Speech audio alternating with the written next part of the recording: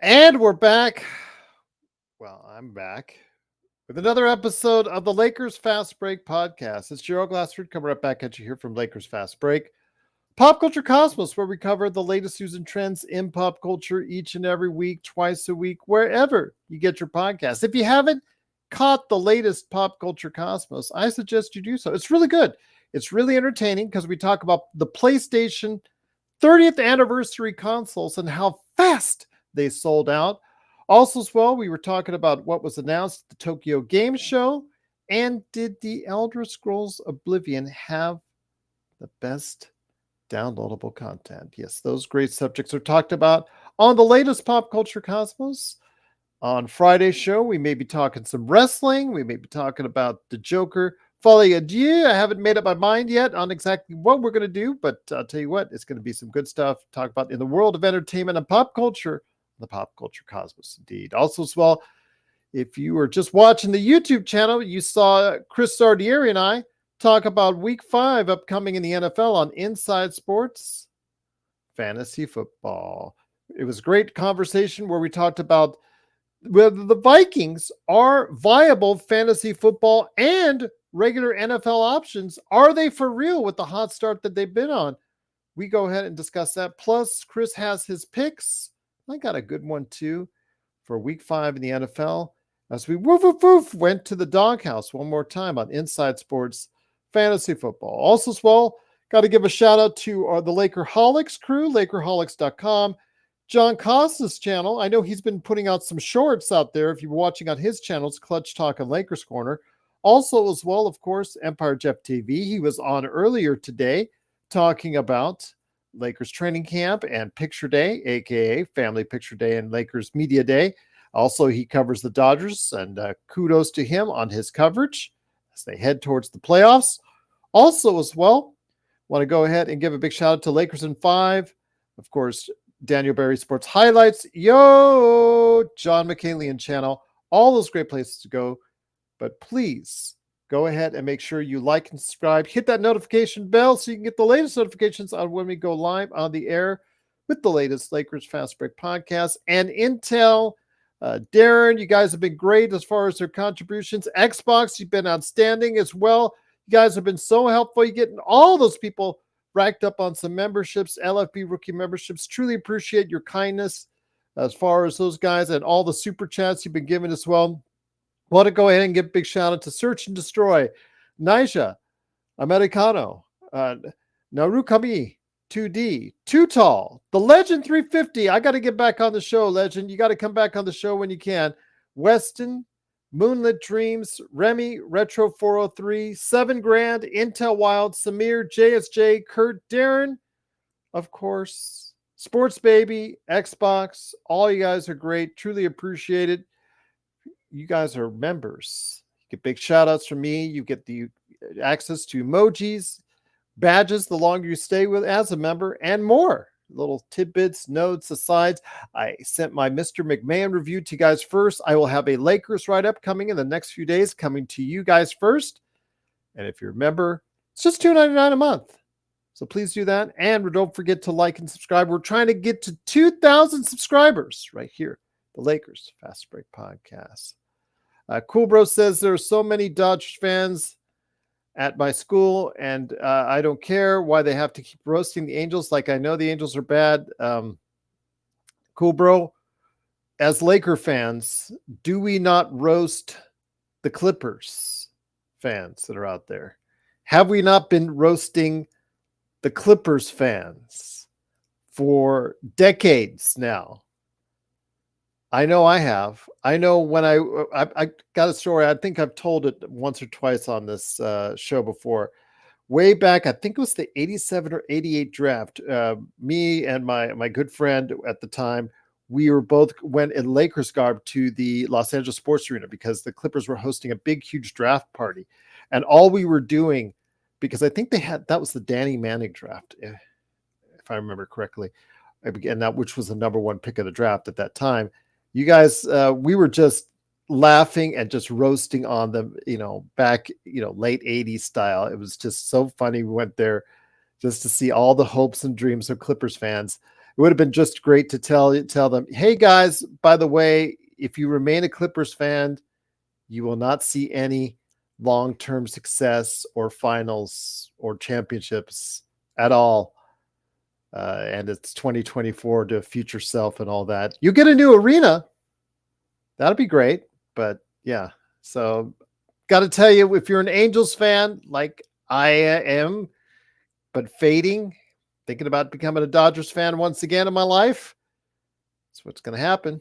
Sorry, cool bro. It's when you're the number 2, you're going to get roasted by the number 1 all the time. So, Darren, the Angels will be good again. I don't know, Darren. Again, I said it years ago on this show, and that like Jamie's head popped because he's a huge Angels fan, like cool bro, and his eyes popped out when I said at that time, years ago, that they should have traded Ohtani and Trout right then and there for some major assets. And he was like, oh, they can't do that. Blah, blah, blah, blah, blah. Well, look what happened. Look what happened.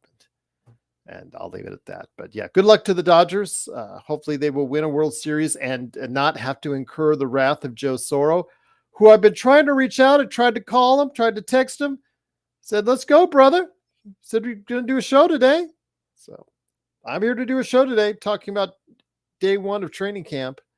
And absolutely looking forward to talking about that right now. Cool Bro says, like, all I want is just to see the Angels win a World Series just one more time. Well, with the current ownership and management, like the Lakers, cool bro, it may be a little while the way that they're running things right now in Anaheim, but we'll see. Again, it is Gerald Glassford. Thanks so much again for watching this. Day 1 of training camp is in the books. I do want to mention that it was interesting. After Media Day yesterday, they did have a meeting of the minds in Beverly Hills later that night. So it's interesting what was come down to emphasize more what JJ Redick wants to work on this upcoming season. So it's interesting what was talked about. Nothing specific as far as what we were told, just kind of a broad brush on what JJ Redick is hoping to install as far as an offensive and defensive scheme up for this upcoming season.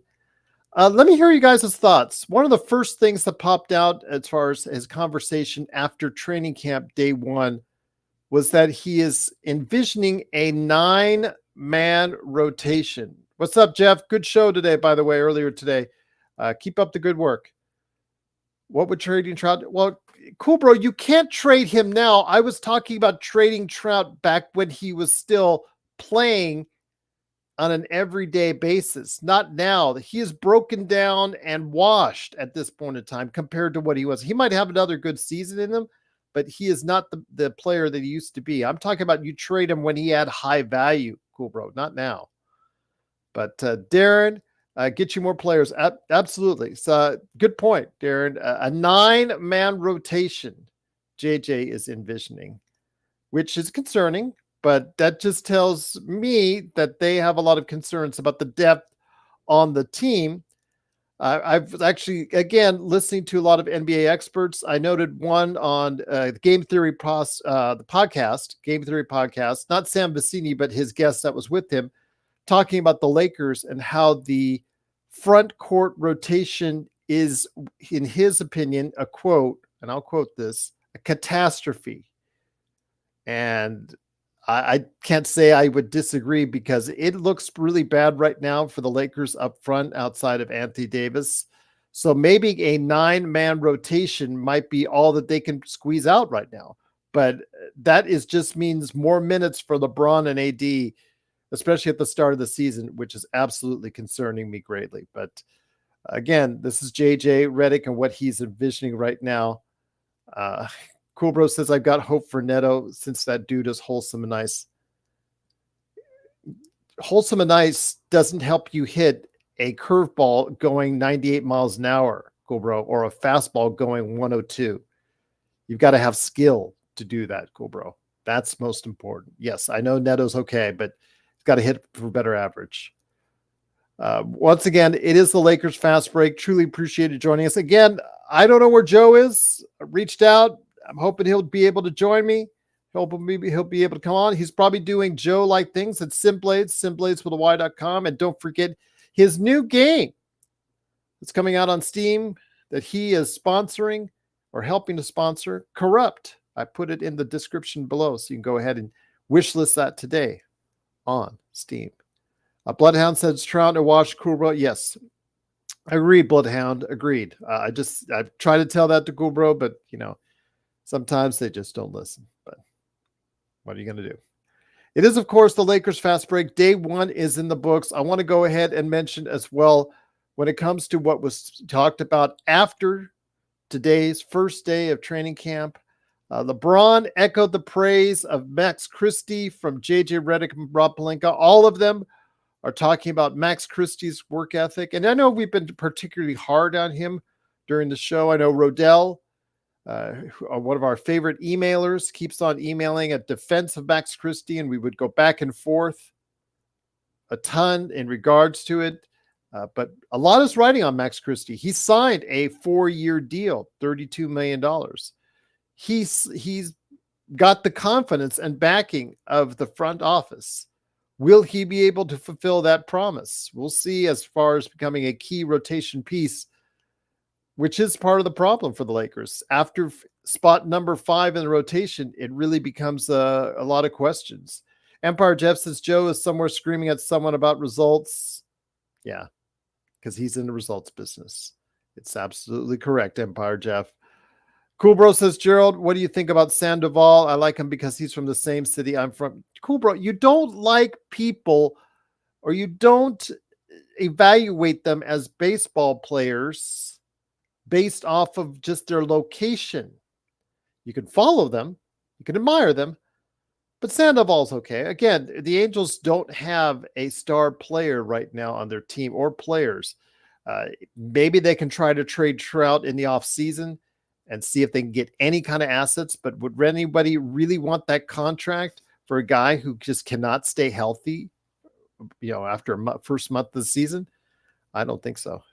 What's up, Mike? Great to have you here. Again, I don't have Joe yet. I've tried to reach out. I'm hoping he'll be here as soon as possible. Hopefully be able to share his thoughts, because I actually mentioned to him something I wanted to hear his opinion on, but I wanted to save it until he gets on the show in regards to something that happened at day one, or something that was there at day one of training camp at the UCLA Health Center. But I don't want to go ahead and say that is, because I know that's going to be a Joe rant in and of itself.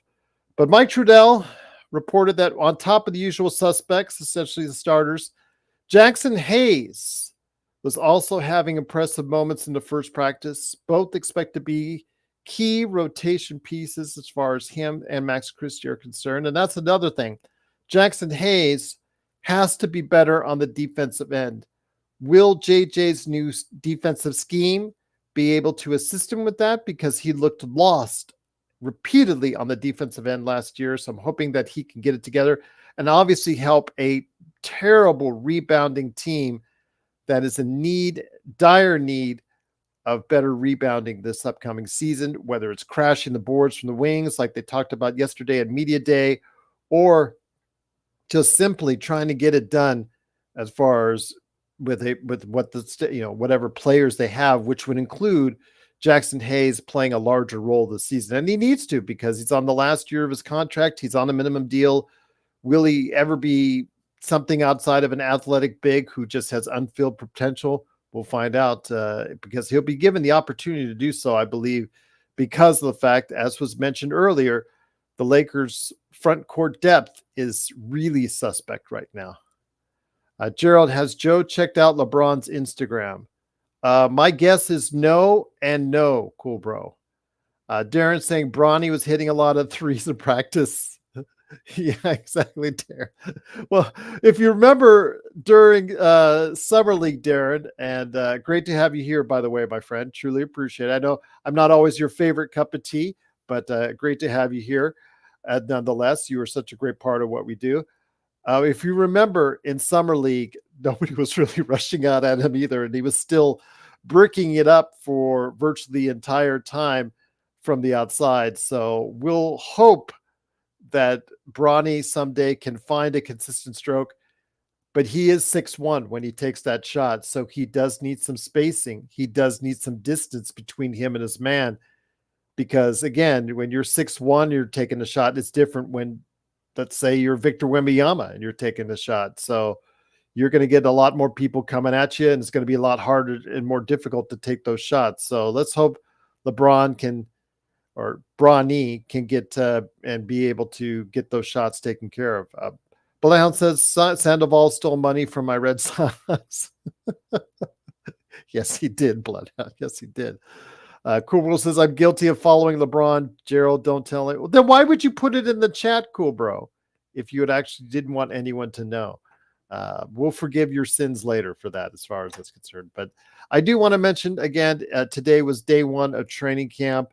I wanted to make sure I checked in with you guys because I felt you guys needed to know what was going on with training camp. LeBron specifically cited how poor Lakers transition defense was last year as a point of emphasis for the season. Felt they were pretty good in half court, but really needed improvement transition. Yeah. And as Darren would tell you, and all due respect to Darren when he says this, because he is the big time band leader on this in regards to when LeBron says that, that means LeBron himself, and I'm sure Joe would echo this, LeBron himself has to go ahead and provide some of that better transition defense. If that's the case, he has to be the one that hustles back on defense. He has the one that shows the guys that they need to hustle back on defense. It's not just, hey guys, you guys go ahead, you guys play better defense, or you guys hustle back on defense. He needs to go ahead and set the precedent as well. Gerald, will there be another in-season tournament? Yes, the NBA likes money, Cool Bros. So the answer is absolutely yes. They've already announced the dates and all that, and who's in the different brackets and all that. So yeah, we talked about it on the show previously. But it is, of course, the Lakers fast break. I do want to go ahead and mention also as well, when it comes to what we saw today, I know Dalton Connect is someone that a lot of people are writing a lot of hopes on. I know from us here, Dalton Connect, if he can stay out there, if his defense is not that bad, if he can provide the jump shot, I think that the Lakers truly need as far as more shooting from the outside, it would be great. I know that there was some really complimentary words about his work ethic today. But right now, Jovan Buha says that the 9-man rotation in the regular season was mentioned Gabe Vincent, Vanderbilt when he's healthy, Jackson Hayes, Max Christie, Cam Reddish, and JHS as players fighting for bench rotation spots. He also noted he was likely forgetting a player like the first-round draft pick, Dalton Connect. So what are your thoughts out there? Should Dalton Connect have been forgotten by JJ Redick already? Is that not a good thing that he was not mentioned as far as one of those 9 players right off the bat? I am concerned about that. I know Christian Wood, when he comes back, will he be a part of that rotation? JJ Redick said he called the first day of training camp very productive, and that Christian Wood, Vanderbilt, and Cam Reddish did not participate in 5-on-5 drills today. Just to let everybody know, he was sore, was the actual determination I found on Twitter. Were the only official roster players not to participate today. So Wood, Vando, and Reddish did not participate for training camp day 1 today. So just to give an idea of who is hurting already. Empire Jeff says, is Joseph Sorrow considered a missing person? Yes, he is, because tried to reach out, Jeff. He's not answering today. He usually answers within seconds, but yeah, today he's I guess in the past couple hours, he's incommunicado right now, to doing his Joe-like things. Maybe he's dealing with his game corrupt, or he's dealing with some Sin Blades operations. He's a busy guy, that Joe, but he always tries to find time for you guys out there. Cool Bro says he's going. So yes, may the force be with you, Cool Bro. Truly glad to have you here. But Brian says LeBron be tricking you all. Okay. Not tricking me, but he is what he is. When LeBron says that he wants a better effort as far as transition defense, it has to start with him. He has to set the tone. I understand that he's 39. I get it, but he has to set the tone. Rough Artist says, is Redick LeBron's last coach? That's a good question. That is a very, very good question. I'm going to say yes. I just think that this organization, even if it goes south this year and it changes up as far as getting rid of Rob, I think that they're going to not choke on JJ Redick's contract unless they see something really bad. If he's really an inept coach, we're going to find out. I did not like the fact, Ruff, that he emphasized or he talked about making sure that AD is going to shoot 3-pointers, because AD should not be shooting 3-pointers. He is a career 28% shooter. Why you don't get this man more touches underneath the rim is well beyond me. It just seems like the best thing you can do, instead of having him out at the top of the key, being tempted or taking shots from where he's not proficient at. Put him in a spot where he is proficient at and score more points out of it. But that's just me. What do I know? But yeah, I think Redick will be given a lot of leeway, and I think he will be LeBron's last coach. I think you get 2 or 3 years out of Redick, unless it really goes the way of Darvin Ham, and that he starts to show how bad a coach that he truly is, like Darvin Ham. But we don't know yet. We don't know what kind of coach JJ Redick is. But believe me, if we find out he's a bad coach, we're definitely going to let you know. If we find out he's a good coach, we're definitely not going to let you know that as well. Empire Jeff says, okay, let me check all the anger management meeting locations in the area. That's for sure. That's for sure. Empire's Jeff says LeBron is going to be LeBron's last coach. He's also going to be LeBron's last team owner as well when he buys the Las Vegas team, because I think he's got the inside track to that when that becomes available down the road. So we'll see what happens. So as soon as he retires, the first thing he'll do is he'll buy himself a team here in Las Vegas. That's just a guess, but might seem logistically it might work out that way. Brian says LeBron should be the coach. The CBA is whack. I don't know if you guys would really like LeBron coaching or not. I'm not sure that would probably be advisable right now. It's, the way that things worked itself out last season at times, you guys seem to be really upset when LeBron was doing so much, and as far as having so much usage, having the ball so much in his hands, making the most of the decisions at the end of games. And a lot of you out there were giving us bad feedback on it, that you didn't like what you saw, and to have him be a player coach. Yeah, I'm not sure I would kind of like that either. Empire Jeff says Joe is somewhere playing with turf. Yep, he could be somewhere playing with turf. Absolutely. So we'll see. Again, 10 o'clock here. It is Gerald Glassford. Thanks again for watching, listening. Truly appreciate it. I didn't want to leave you guys hanging because I told Joe I thought we would be okay to go at 9:30, and thought he would be here. But it is Gerald Glassford. Thanks again for watching, listening. Truly appreciate it. It's day 1 of training camp is in the books, and so glad to have you here. Again, I wanted to hear and get Joe's feedback on something particularly interesting at training camp. What was it that was said in Inside Sports Fantasy Football? Someone named M was actually on giving us quote unquote late breaking news in regards to LeBron being unfollowed by Drake. And I was just like, wow, that's just amazing. Why should I care? Okay. All right. But again, it is the Lakers fast break. Wanted to go ahead and mention that it was the usual rhetoric coming out of training camp today, day 1. No major injuries, again, with Cam Reddish just feeling some soreness. So he was held out of 5-on-5 drills. And of course, Jared Vanderbilt and Christian Wood, who again are 50-50 on being able to start the season. They are certainly not anywhere close to being ready now, but with both being about 3 to 4 weeks out before they're fully evaluated, they're kind of iffy for the start of the season. So we'll have to see if they are going to be eligible to play once the game time comes in. And that will certainly help out in a lot of ways the kind of depth that the Lakers don't have a lot of already. So definitely want to go ahead and make sure we will keep you updated on the status of Vando and Wood as well. Brian, yes, Cobra Kai cannot wait for the next part of the 3 chapters, I guess, before they cease to exist as far as the final run for Cobra Kai. I'm very sad to see it go. I thought it was a really good show, really fun show. liked it much better than I ever liked the Karate Kid, anything for that matter, because I didn't like the movies previously all that much. But the Cobra Kai series, I seem to just gravitate towards you, and I just really enjoyed it. But Vando was salty on media day, Brian. Yeah, absolutely. I think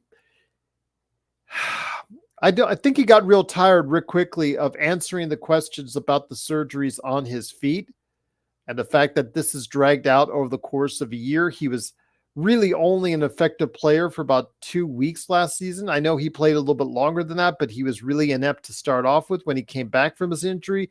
And then he played solidly because they figured out a way to put him in the dunker spot and take advantage of his size and athleticism and his ability to rebound on the offensive end. They finally figured out to work something out, and then he got injured again.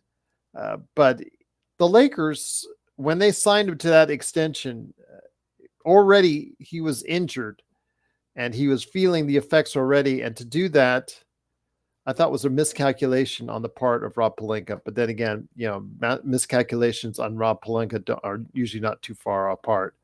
Darren says, Joe, the old guy, get off my turf guy. I guess we both are, Darren, based off of last night's show. He barks and barks and barks, Joe does. But, me, I try to shoot it to you how I honestly feel. And if this team is doing well, I'm going to let you know. If this team's not doing so well, or I don't think it's going to be as competitive as I would like to see them, I'm going to let you know as well, too.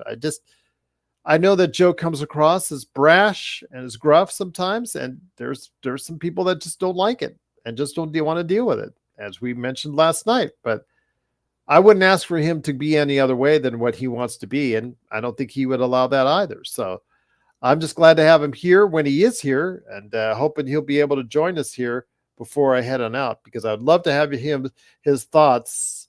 And I'll just say it to you guys now. I'd love to have his thoughts on the fact that if you guys noticed on Twitter, one of the things, I think Jovan Buha sent a picture out. There was a DJ at Lakers training camp today. And normally you just let that stuff go by, but just knowing Joe the way I do, wanted to go ahead and run that by and see if that would just make him angry or set something off, because I'm not sure having a DJ your first day of practice when things are supposed to be serious, you're supposed to get down to business, you start supposed to working out on things that you're going to try and build a foundation for a good season. If having a DJ at your facility is actually the right thing. Alan says, I'm ready for the games. The whining is getting annoying. Okay. I don't know. I don't whine, but I know that they do a little bit on the Lakers as far as it's concerned. I just want it's all talk right now, Alan, with the Lakers. JJ's saying this, JJ's saying that. It's like last year with Darvin Ham and everybody's saying, oh, JHS is the MVP of training camp. Oh, training camp is going so well. My gosh, everything was working out so well. We're seeing those same things again. But then again, we hear that every year. We hear all this fluff every year where these teams are just like, oh, yeah, he's working on this. He looks really good in training camp. Bronny's taking some threes and making some threes, looking really good. Max Christie's really looking good out there. They're going to be a major integral piece for the season. Yeah, it's all rhetoric. I want to see it in action. I know you guys want to as well. We're just going to get a taste of it on Friday in Palm Springs. We're just going to get a taste of it, going forward and seeing how that works. But I am curious when the rotation is already set. And I was very concerned that Dalton Connect was not mentioned as part of that. Or, Christian Wood. Christian Wood I can understand because he's not healthy yet. But he did mention Jared when he said when healthy. So why didn't he mention Wood when healthy? Which is okay. You can have it what it is. But Dalton Connect is someone I think that should be vying for playing time, because JHS proved nothing to anyone last year. And Max Christie had a forgettable year as well. So why shouldn't Dalton Connect be as viable as an option, get an opportunity to get real playing time early? Why? Shouldn't he be given that option? It sounds like he's already being, he's just a rookie. He's being put off to the side. The kid's 24 years old, if I'm not mistaken. He is an older rookie. So why is he not being given the chance to go ahead and compete now for a key rotation piece? If he's that good and you guys were that happy to get him, he needs to be given the opportunity. There's going to be rookies in this draft that do get the opportunity right away. He's 23. I'm sorry, 23, by the way. He was born in 2001. So he's 23. Yeah, he did say a 9-man rotation, Alan. Yeah, I mentioned that earlier. And Dalton Knecht was not a part of the name mentioned. He did say he might have forgotten someone. It could have been Christian Wood, could have been Dalton Knecht, could have been Cam Reddish. But Dalton's name as your first round draft pick should have been mentioned to me right away. So again, he did mention Cam Reddish. I'm sorry. He mentioned JHS before Dalton Knecht. So I was a little bit concerned with that because JHS has not proven anything to anyone so far that he is ready to be a part of the rotation. So Brian said, a freaking DJ. What's wrong with Apple Music? Brian, your guess is as good as mine on that. But yeah, I just don't understand the mindset. Yeah, is it more relaxed training camp? Is it, if that's the case, they should have just kept it in Hawaii when they had their training camp in Hawaii. If you're talking about relaxing training camps are concerned, because remember the Lakers for years had their training camps in Hawaii. But to have just a DJ there, just to provide mood, just to provide relaxation, to provide some good vibes and whatnot, I don't know if it just sends the right message to fans about how they should go about the season. You want them to be serious. You want them, hey, it's money time. Starting to, it's your first day officially as coach of the Lakers in training camp. It's your first day working with the team officially. I mean, you talked about that meeting that they had in Beverly Hills last night with the staff and the Lakers about what your goals were for this season. And then you come out with this relaxed mood and DJ and all this stuff. Okay, that's what you want. No problem. But, don't be surprised if people are going to go ahead and let you know about it, that you may not be taking it seriously before you start your exhibition season and before you start your rotation, before you start worrying about what's going on with the NBA season. And, that's what you want. Just wanted to let you know that's concerning, to say the least. Brian says, I'm intrigued by JHS based on his G League numbers only. Again, what we saw in Summer League last year was very disappointing, Brian. He did, again, provide some kind of numbers in G League. We were watching him, and there was some hope there, but he did have back surgery in the off season. He says he's ready to go. He went to and was a participant in day one of training camp today. But yeah, I mean, if you're basing it off of what we saw, the guy couldn't shoot and the guy couldn't defend. So hopefully he's alleviated some of those things and become better at a couple of those things, Brian. So hopefully he's able to go ahead and do what he needs to do. Now, the thing is, if you got Gabe Vincent, does he play backup shooting guard? Does he play backup point guard? Because he was brought in as a backup point guard. That happens to be JHS's position. So who is handling the ball? If your JHS is part of your 9-man rotation and Gabe Vincent's part of your 9-man rotation, is that your backcourt? What happens to Max Christie? Does he slide up to small forward? Is he big enough, strong enough to be a small forward? We'll find out. Definitely see how it plays out in the rotation wise. Cam Reddish, how much time is he going to get? I mean, was it what we saw last season? Wasn't really that good outside of the steals in the first month of the season. So if he's going to play a major role or a key role as far as the rotation off the bench, that's kind of concerning as well. JY says, what's the Lakers mindset going to the season? Championship or playoff team or play-in? JY, that's a good question. I mentioned it on yesterday's show. With all the smack that we provide here for Max Christie, with all the stuff we've talked about, the one thing I was impressed with was what the kid said yesterday. He was the only one I saw as far as the quotes or as far as what I saw on TV, that talked about the goal should always be a championship for the Los Angeles Lakers. He's the only one that I heard just really verbatim say that out loud. And I was very highly encouraged by that. So I'm hoping if he has that mindset now that he's at ease because he's got his 4-year contract, let's hope he can go, let's hope he can develop and be that player that Rodell thinks he is when he emailed us every single day. Let's hope he can be that player that you guys want him to be coming off the bench, because I certainly want him to do that. I certainly want the Lakers to succeed, but I got to see more than what I saw last year in regards to Max Christie before I really make up my mind on him.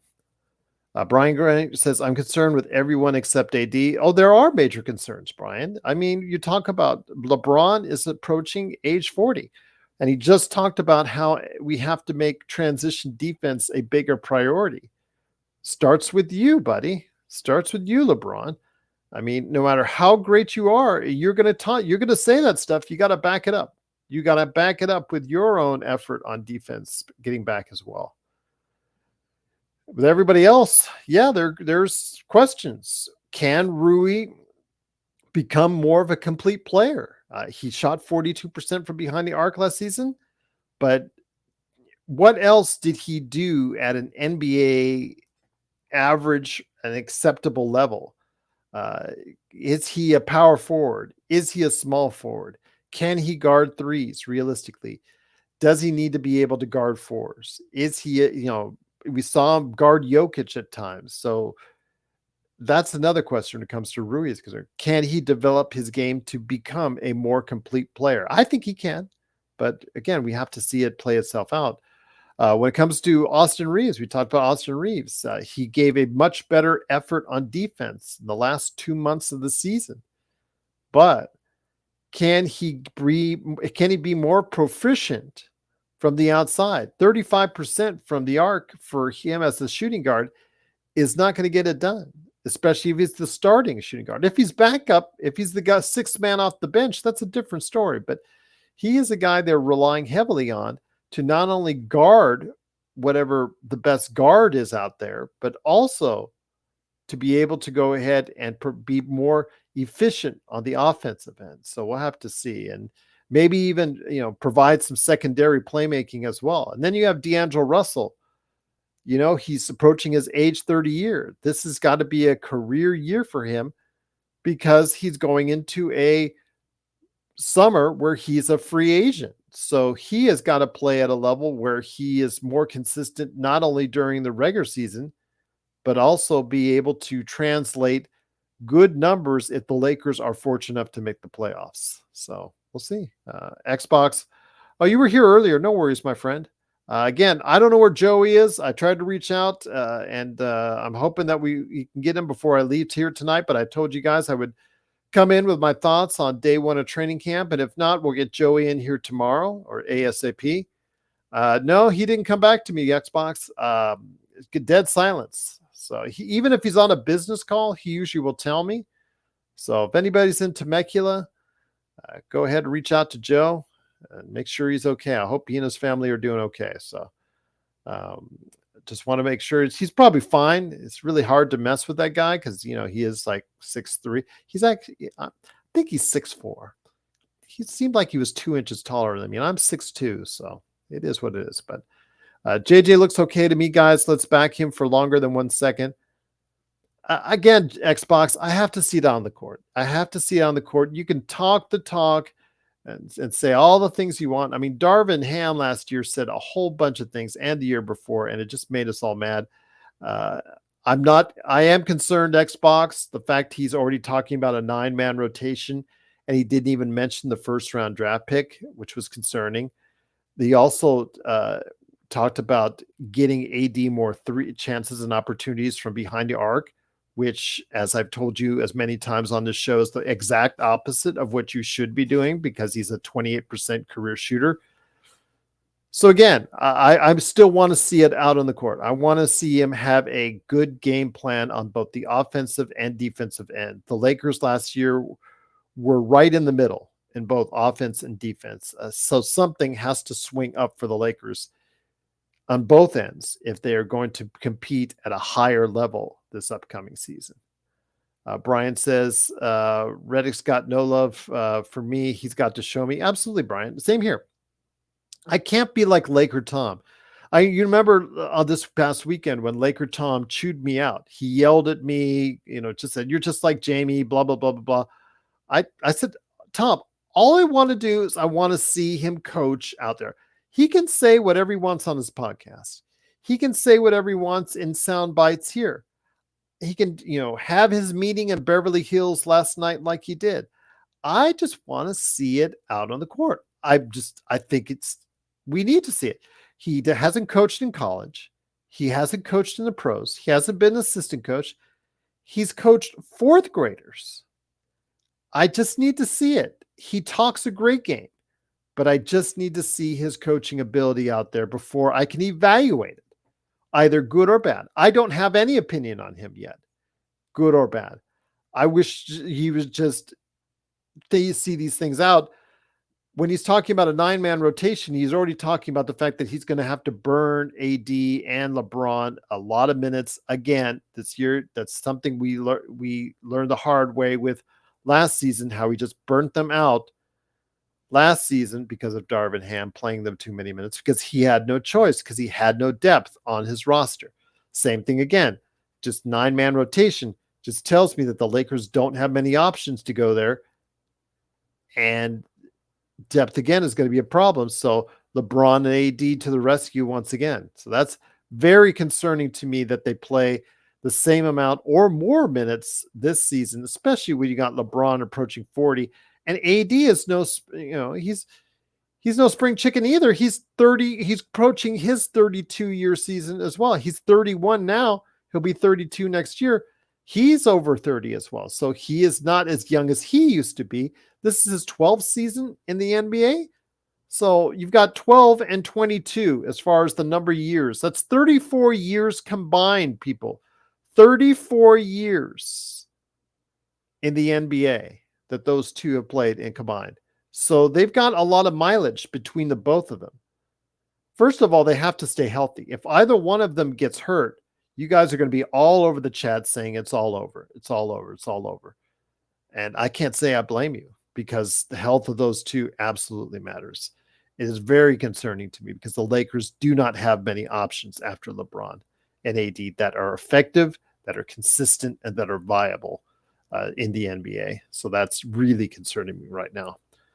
Unless JHS surprises, unless Max Christie surprises, unless Gabe Vincent somehow finds consistency and actually stays on the court and then becomes a consistently good player for us. What about Jared Vanderbilt if he comes back from injury? Can he be anywhere, I don't know, even just league average or just slightly below as an offensive player? Because we already know how good he is defensively. Can they cure their rebounding woes? That's the thing. Can they become a better rebounding team? Can they be more improved and more efficient on the offensive end? Can they find someone outside of LeBron, D'Lo, and Rui to be a consistent three-point shooter? Can they go ahead on the defensive end and get somebody that's going to average close to 7 to 10 rebounds a game outside of Anthony Davis? That's not named LeBron. Can Rui step up on that end? Can Max Christie step up on that end? Can Jackson Hayes provide you some actual depth on the defensive end off the bench and not just be someone who can just do one thing and pick and rolls? So many questions. And if they get answered, a lot of that will be pointing towards JJ Redick. If a lot of these questions are answered and the Lakers are very successful this season, we will have to give JJ Redick his kudos. Absolutely. And I'll be the first one to do so. And I'll be glad to do so, because that means the Lakers will be a more effective team because of it. Xbox says, don't worry, I will get off board just as quick as, but give the bloke a chance. Yeah, I am. I just want to see it out there, Xbox. I want to see it out there before I evaluate him as a coach. I just wish he wouldn't already just have this preset mindset as far as 9-man rotation and just not have your first round draft pick in the mix there. Or, even Christian Wood, because that tells me Christian Wood is a ways off. and Dalton Connect, just because he has an R next to his name, as far as Dalton Connect rookie, that he's just not going to play or get many minutes just because he's a rookie. He's 23 years old. He's already, going to be who he's going to be in the league, essentially, as far as his game is concerned. He's not just like an 18-year-old kid that needs plenty of time in the G League. He needs to play, and he needs to play at this level sooner rather than later. And so I'm hoping Redick will change his mind. I'm hoping that Dalton Connect will get a lot of minutes in the exhibition season and be able to earn his way into a rotation position, because I think if he can solve any kind of defensive issues that he has, or at least come close to it, then I'm hoping that, will lead into the Lakers getting some kind of firepower or consistent firepower off the bench, which I am not sure they have right now. So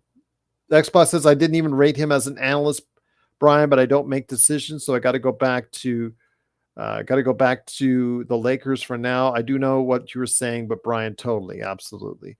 Redick has to eat crow and coach. Vincent can be the ball. That's Darren, that is a very, very expensive ball boy. You've got someone, again, we have him on the books for another this year and next at around $10 million a year. So him and Vanderbilt, both in double digits. I think Vanderbilt's a little higher than that. And I think we're on the hook for Vanderbilt for 4 years and Vincent for 2.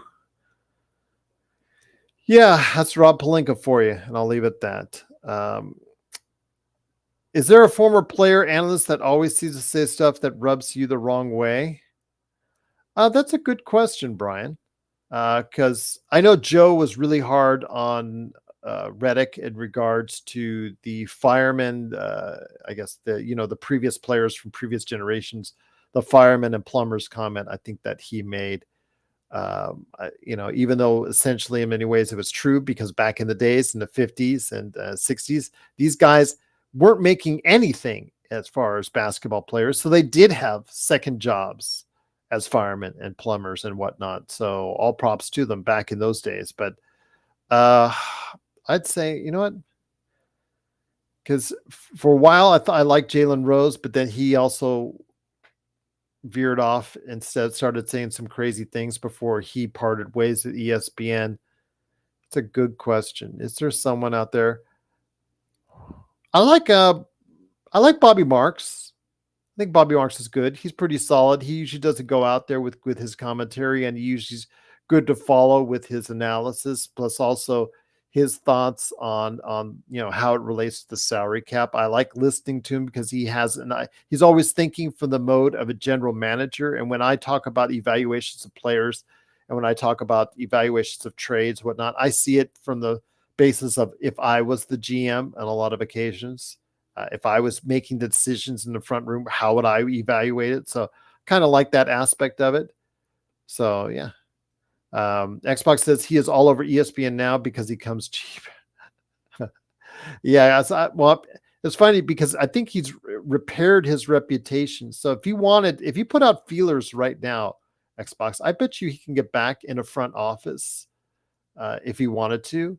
Remember, he was in the front office that engineered one of the worst trades of all time in the New Jersey, at that time, Boston trade that really did not work out well for them, but it certainly worked out well for Boston. Darren says you should invite Rui on. He has a cool accent. Absolutely, Rui. I'll tell you what, Darren, I told you the story when I went to the Lakers store facility in El Segundo, right next to the UCLA Health Center. There were tourists pouring in left and right, and also at the Staples Center as well. They all wanted Rui jerseys and how popular he is overseas in Asia, especially in Japan. And they didn't have it. They didn't have it. Didn't accommodate. Like, yeah, their excuse was, yeah, we've sold out through 3 boxes. Then you buy more quantities of Rui jerseys. So yeah, I would love to get Rui on. I tried to reach out to Alan Sliwa, because I know he recently left ESPN 710. He's going to do his own thing from San Diego now, but he's also going to do the YouTube thing. So I wanted to get him on to get his thoughts on the Lakers, but I haven't heard from him back as yet, which is kind of weird. I usually hear from these media personalities usually a day or two after I send out the word. So hopefully I'm going to be able to get him on the show as well.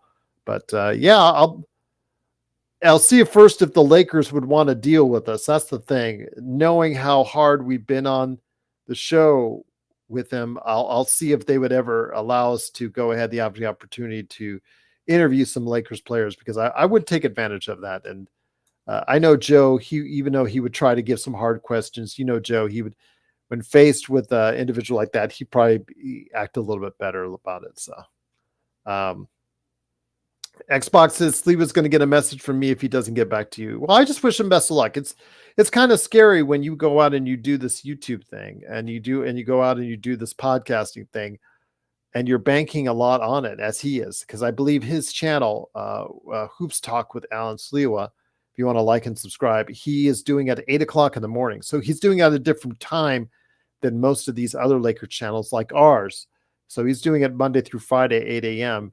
Because he does, he's not competing with us. So yeah, please support him if you can. And if he wants to stop by the show, send out an email. All he has to do is respond, and we're glad to get him on the show. It was nice to have some of these personalities last year leading up to the season. So if I can get a hold of them, and also for your fantasy basketball out there, I am going to be doing a league again this year.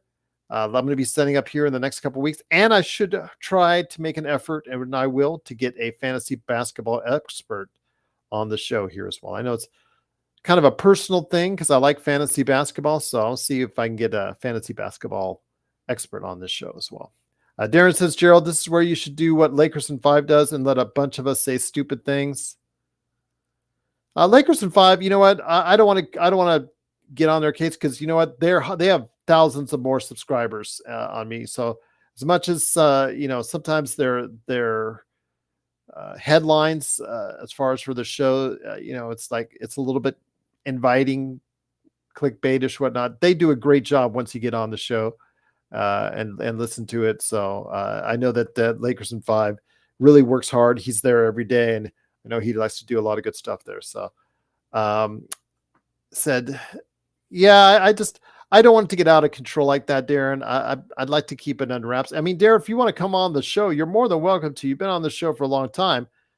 All you have to do is hit me up, and I'll set up an interview. But I like to do more formal stuff as far as setting it up and putting it from a show aspect, more of a professional type deal. And, and Darren, you want to come on the show, let's set aside a half hour, 45 minutes. Let's set out an hour long show and get you on the show with your thoughts on the Lakers. I'd love to do that instead of just randomly bringing on people and that kind of thing. I don't know. It doesn't work out always well, because I watched Lakers in 5, and it's live TV, it's live, I guess, internet per se, and you always want it to run as smoothly as possible. And Lakers in 5, again, give him all the credit in the world, because he does a great job getting his fans, and he's 10,000 subscribers now, and I'm really happy for his success. And I wish him all the best this season as well. So, Darren, 10-man rotations should be, I would personally try to think early on, you're looking at 11-man rotations to try and help LeBron and AD. But when you're talking about a 9-man rotation already, that's a note to yourself that you as a coach that you don't have quality depth on your team. George says AD LBJ will have to log heavy minutes all season long. Then they will add Bronny in the mix. I hope not, George.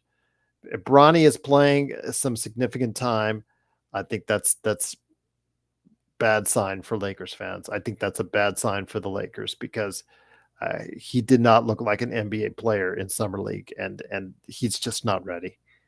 I don't know if he'll ever be. Again, I put out the statistic. 9 out of the last 10 55 picks, number 55 picks, have not gotten a second contract in the NBA.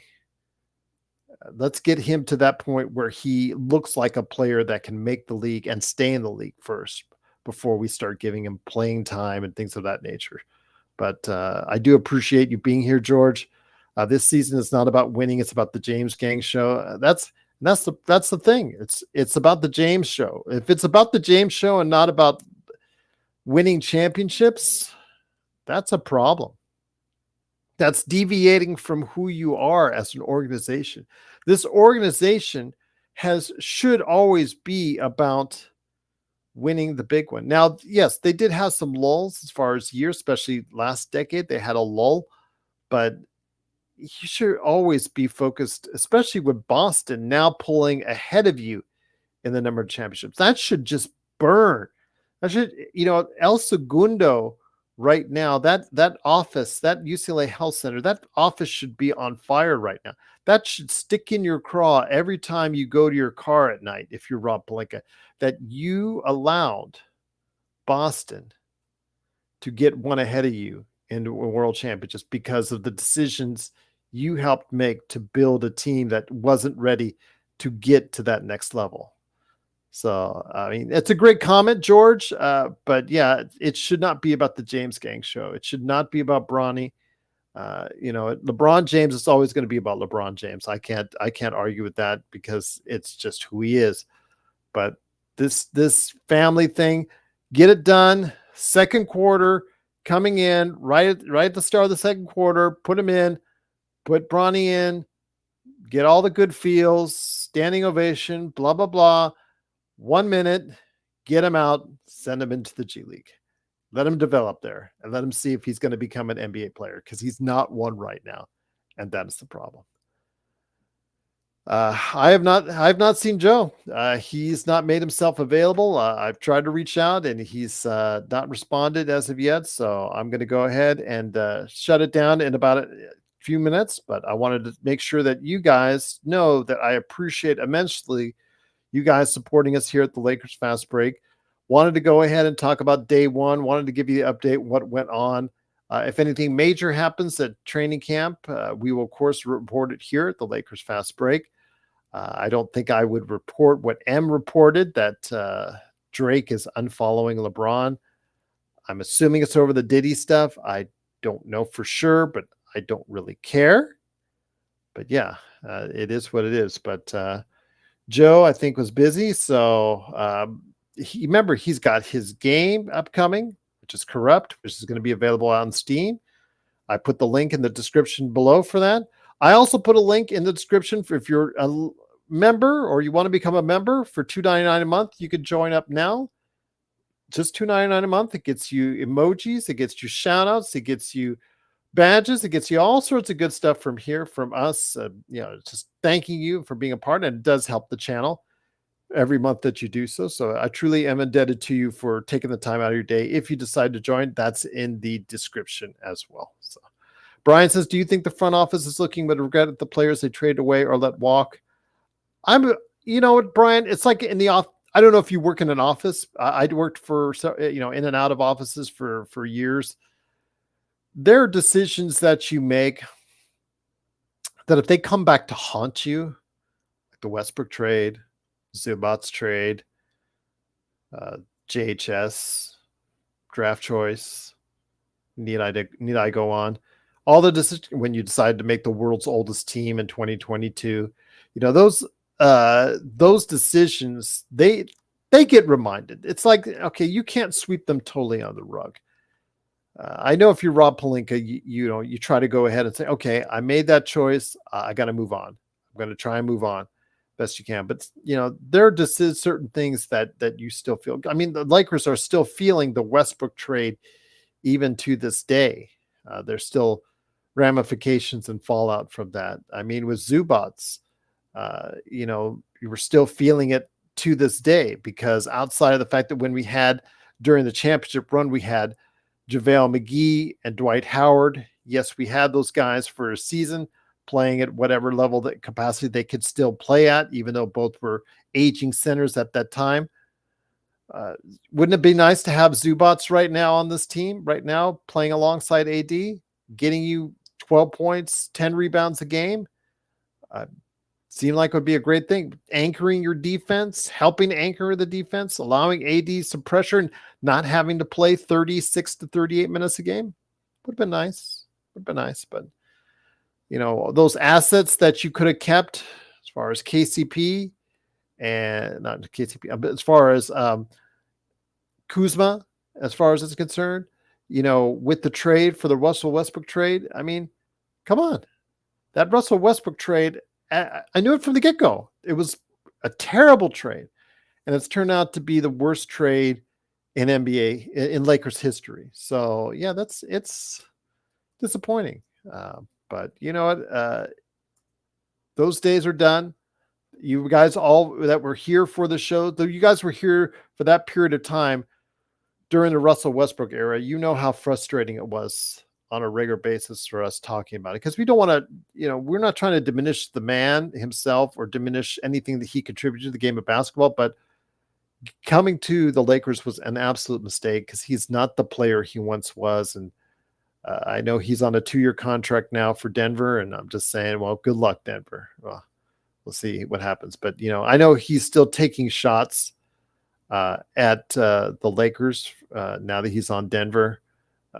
I don't know why he's still taking shots at the Lakers, because, didn't the Clippers just dump him? So, again, it is what it is with Westbrook, but yeah. Brian says letting Julius go without compensation. The LeBron doesn't have enough scrub for Darren. Yeah, again, you guys have been great. You guys have been outstanding. The Cat trade finally officially went down today. It looks like everything's all good. The I's are dotted, the T's are crossed.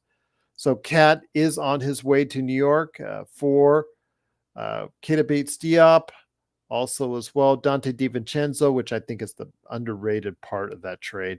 And then Julius Randle and a first-round pick via Detroit. I don't know if it'll ever convey as a first-round pick, but we'll see. That is going to Minnesota.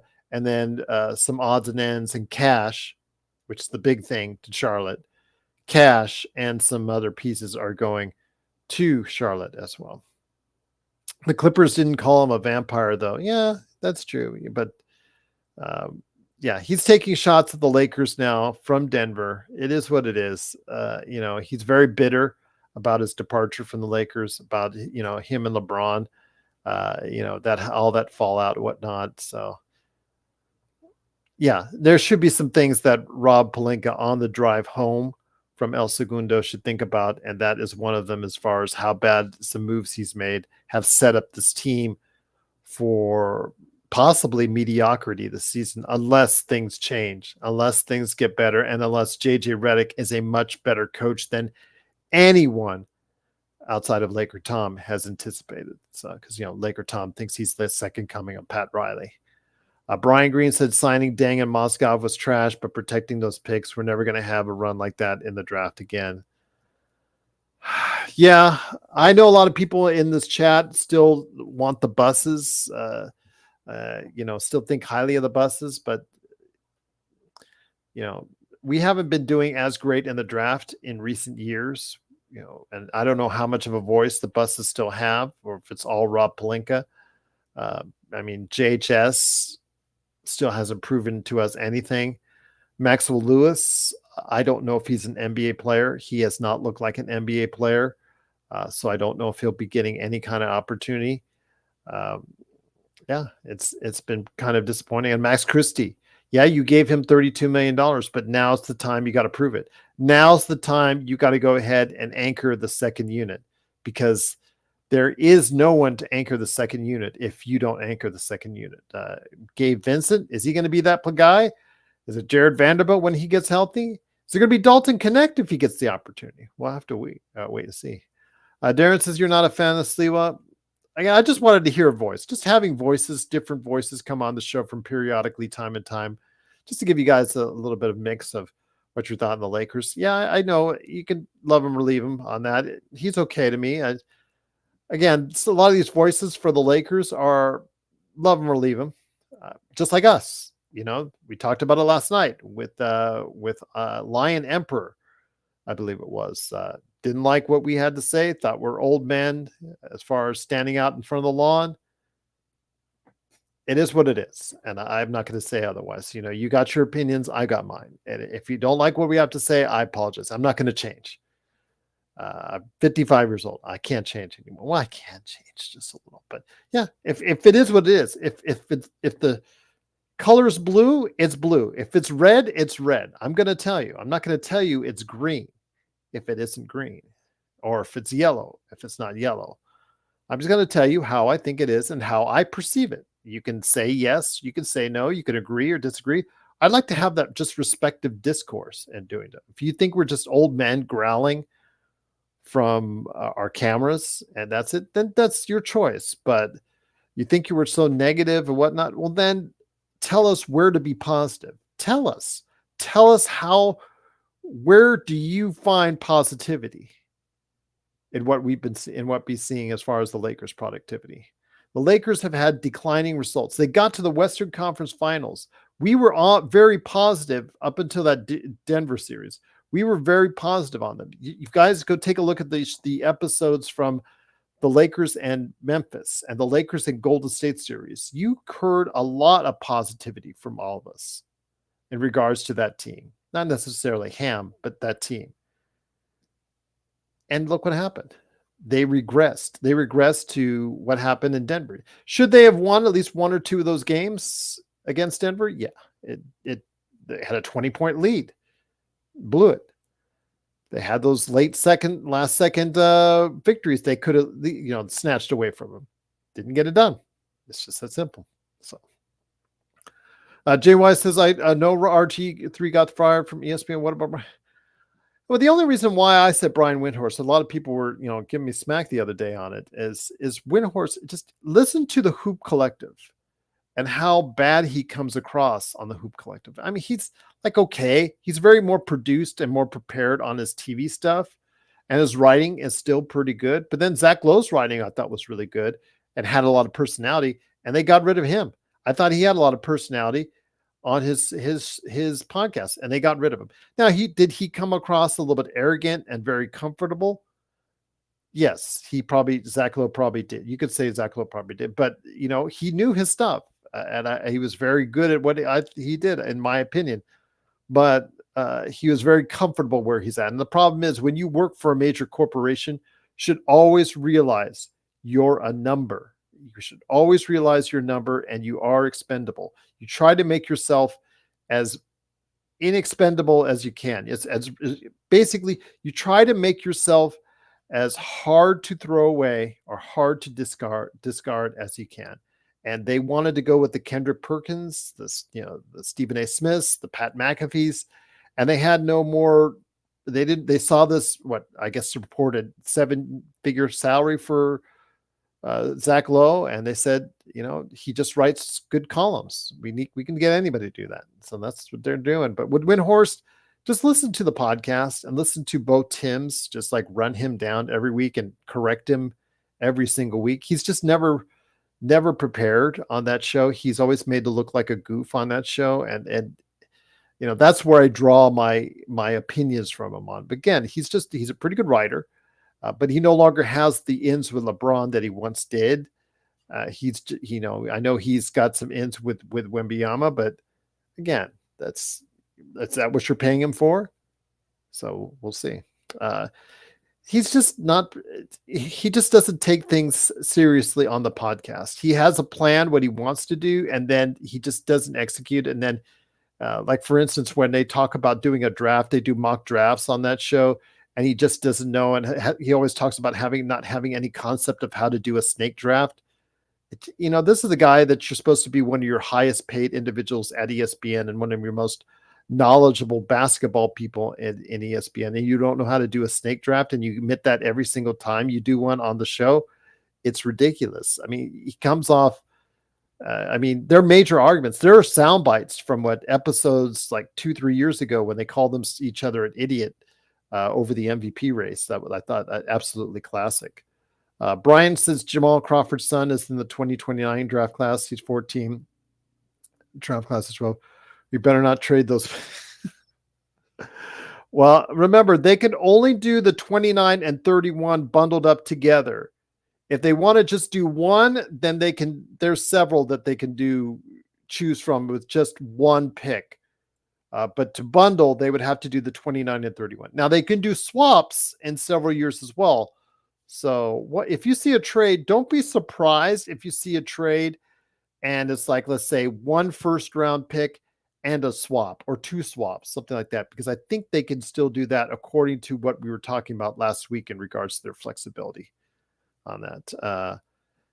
Again, Xbox, I'm just trying to make sure you guys have content. You guys have something out there because I know this was training camp day one and it's kind of important.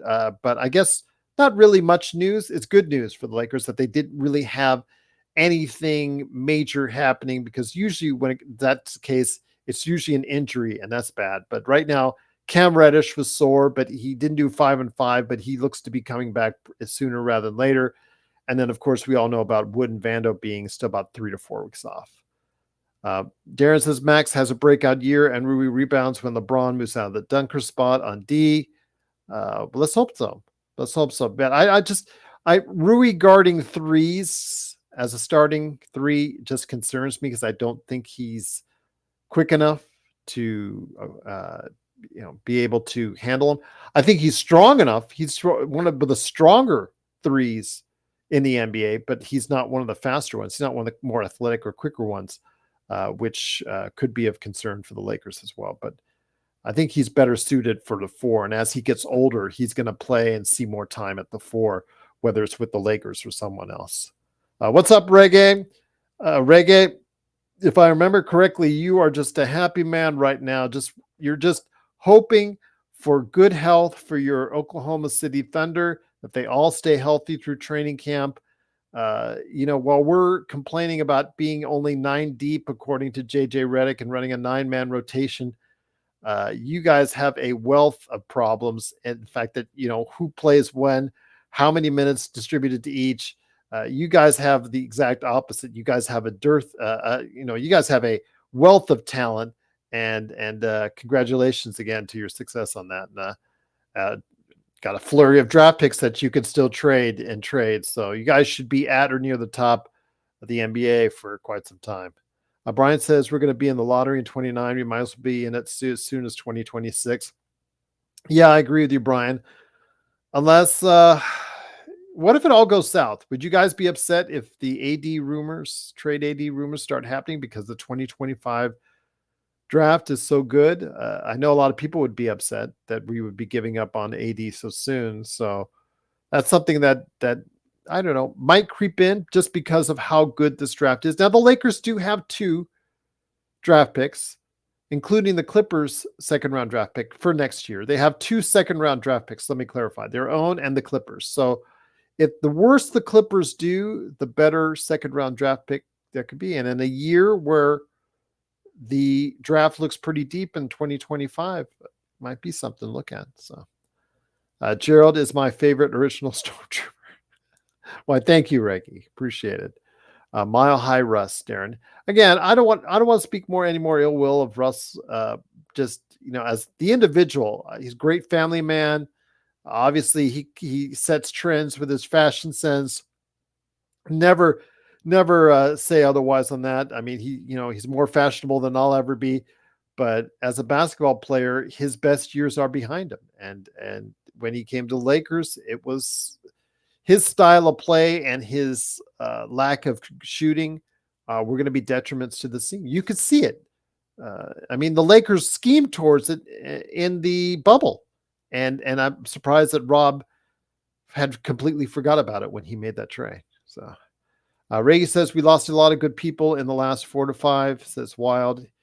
Yeah. As OKC has a lot of good things and good problems to have, because I think you guys are stacked in Oklahoma right now.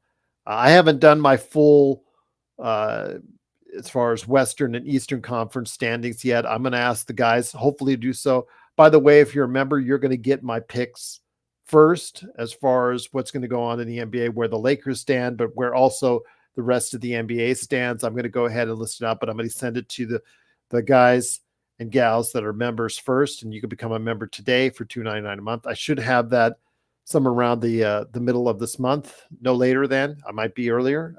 We'll see. But you were talking about Pete Rose and Mutombo. Yeah, rest in peace. We did talk about them on yesterday's show, Ray. It was very, very, very sad. I only met Pete Rose just for a brief time here in Vegas. He was very polite and cordial to me. And that's the best I could say. But Mutombo, I wish I would have met because I heard he was an outstanding human being. and very tragic, dying of brain cancer. That's absolutely just terrible. That uh, just he deserved to live a long and happy life, but I hope he was I hope he did as far as the best he could in the years that he was here. So all right, it is of course the Lakers Fast Break. Truly appreciate you joining us.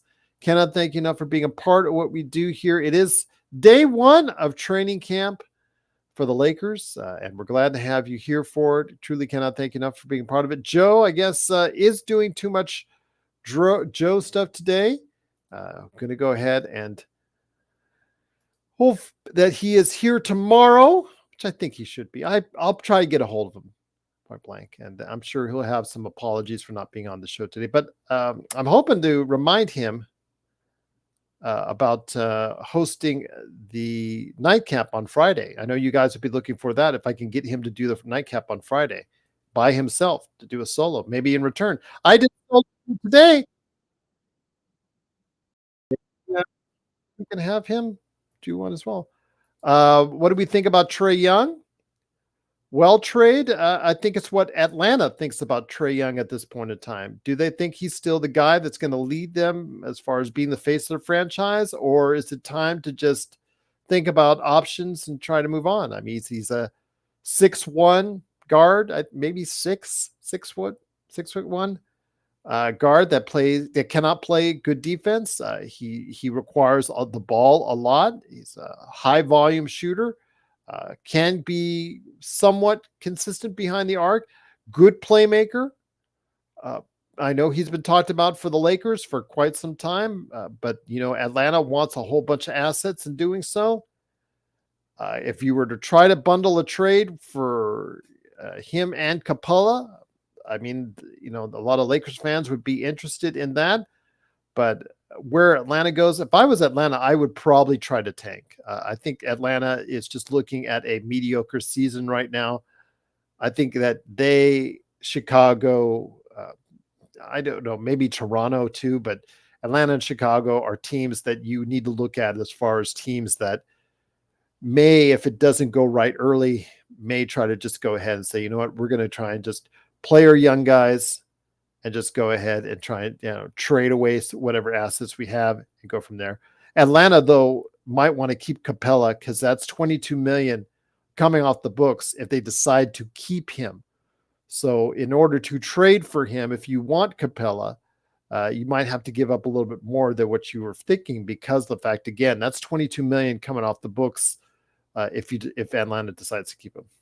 Do they still have Jalen Johnson? Absolutely. He and Zachary Risache, that's the future of Atlanta, Reggae. I mean, when you get the number one draft pick, that has to be your future. Is Trae Young still a part of their future, or is that run in the playoffs they had like three seasons ago, I believe it is that the best they'll ever do with Trae Young? I mean, he has got so many limitations. He's got some great play, obviously, and he can give you an explosive outburst, but he's also got severe limitations on the other end, and that might always be something that is targeted on him in a playoff setting. So did they peak that first big year they had with Trae Young going to the conference finals? So is that the best you're going to do? Then you might want to just consider the fact that, okay, you've got Jalen Johnson and Zachary Risache as your forwards. Run with them, see what kind of assets now you can get. You got a lot of assets for DeJounte Murray. Can you get a lot of assets now for Trae Young? And what can you do about that? All right. It's just, again, Trae, because if they keep him, how good realistically are they in that East? We talk about the West getting better. I think the East got better as well. There's some pretty good teams. The Cat trade, did that make New York better? Even if it didn't, there's still a viable team out there with the Villanova guys. I mean, Boston, of course. You got Indiana. First Boston. You've got New York, Philadelphia, Indiana, Orlando, Cleveland. I mean, that's 6 teams right there. Miami, that's 7. And I'm probably forgetting one right now. That's 7 quality teams right there. So yeah, if you're Atlanta, are you playing for 8th place again? Are you playing for 9th place again? Are you playing for 10th place again? I mean, it's what we talk about here with the Lakers. Is that what you really want to do? Do you want to play for the play-in again? Because that's what's staring in the face of the Lakers possibly right now, is another trip to the play-in.